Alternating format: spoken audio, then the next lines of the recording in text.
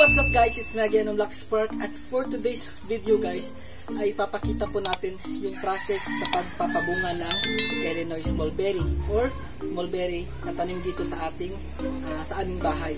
So ngayon guys, yung initial step na gagawin natin ay ipupruning po natin. So ibig sabihin, once mag-pruning po tayo ay tinatanggal natin yung mga dahon at pinuputol yung mga ibang sanga. So sa pamamaraan na yun ay sisibol ulit yung ating pananim at magdadala ng mga madaming bunga. So ngayon, panoorin nyo po guys kung paano ako mag-pruning sa ating mulberry at i-apply po natin yung ating product na bud break enhancer. So yun pong product na yun ay i-spray po natin dito sa mga buds ng ating mulberry at lahat po ng buds ng ating mulberry ay kusang magba-bud break para mas madami po yung ating ma-harvest na bunga pag after 1 month. So yun lamang po guys ang importante pag meron tayong bud break enhancer, at yun po yung pinopromote natin kasi isa po itong technology na nakakatulong sa ating mga farmer para mas mapadami yung ating mga bunga di lang sa ubas kundi sa mulberry at sa ibang prutas kagaya ng kiwi. So I hope na subaybayan nyo po ang vlog na ito guys, at maraming salamat sa panonood ng aking mga videos.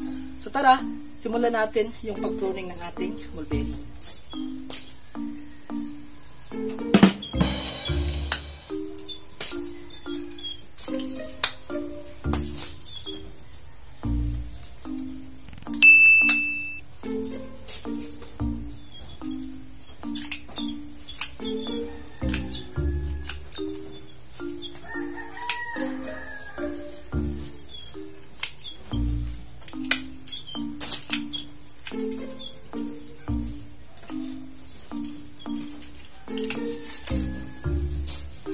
By the way guys, yung ating mulberry cuttings ay available po ito at nagkakahalaga ng 15 pesos po per cuttings. Minimum order is 20 pieces po.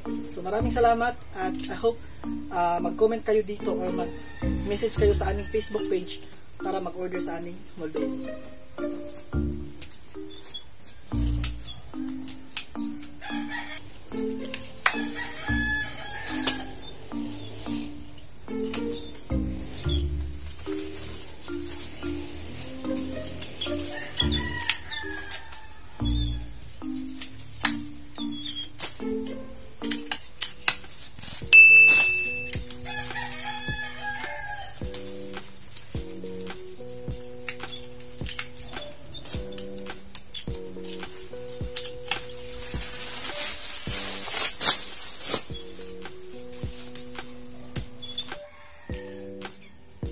So after ilang minutes guys, natapos din tayong mag-pruning sa ating mulberry dito sa kabilang side.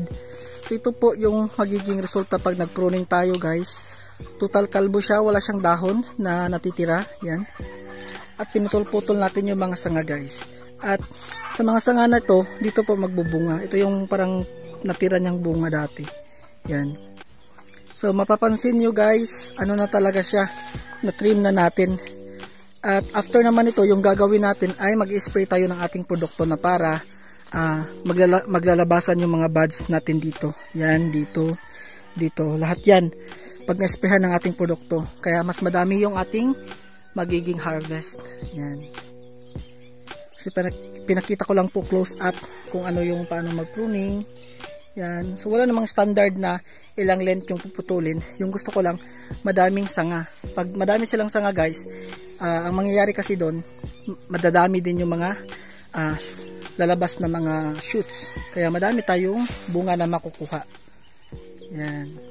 Sa mga nais naman mag-order ng ating produkto na Lucky Spark Grapes Bud Break Enhancer ay available po ito sa ating online merchandise, sa ating Facebook page. Mag-message lamang po kayo doon sa ating Lucky Spark Vineyard Facebook page po. So, available po ito. Sabihin nyo lang po na Grapes Bud Break Enhancer. So, mayroong magre-reply doon sa inyo at kukunin yung delivery details for shipment sa order nyo. So, yan. Sa ganitong maliit 50 ml, nagkakahalaga ito ng 500 pesos. So, nagsiship kami sa LVC or GNT. At yung shipping fee ay shoulder po ng ating mga customer. So, sa 500 pesos na ito, ay makakagawa na po ito ng spray na about 2 to 3 liters po na ihahalo sa tubig. So sa mulberry, around 3 liters po yung water natin at ihahalo natin dito. Tapos i-spray natin yan mamaya dito sa ating mga mulberry. After 7 to 15 days, magsisilabasan na po yung mga bagong shoots kasama yung kanyang bulaklak. Ayan. So ito naman yung next step sa ating pagpabunga sa mulberry. I-apply na po natin yung Lucky Spark Grapes Bud Break Enhancer. So 50 ml po ito, concentrated. Ilalagay natin ito siya sa 6 liters. Yan. So shake lang po natin at bubuksan.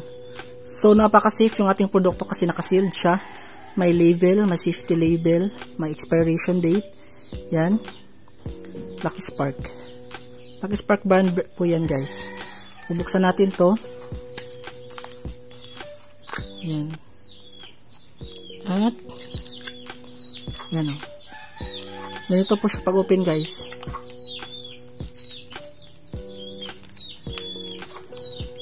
Yan.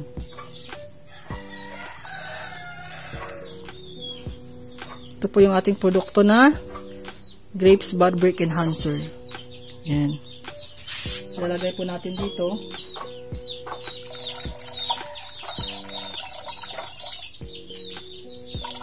Yan.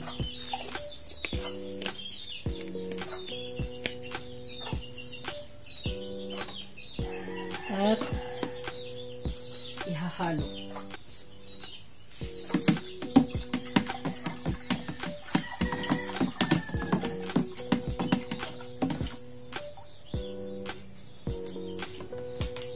Tatakpan. Yan. At ready for spray na to, guys. Tara, mag-spray na tayo. Ito, guys, mag-spray na po tayo. I-pump lang po natin. At spray. Yan.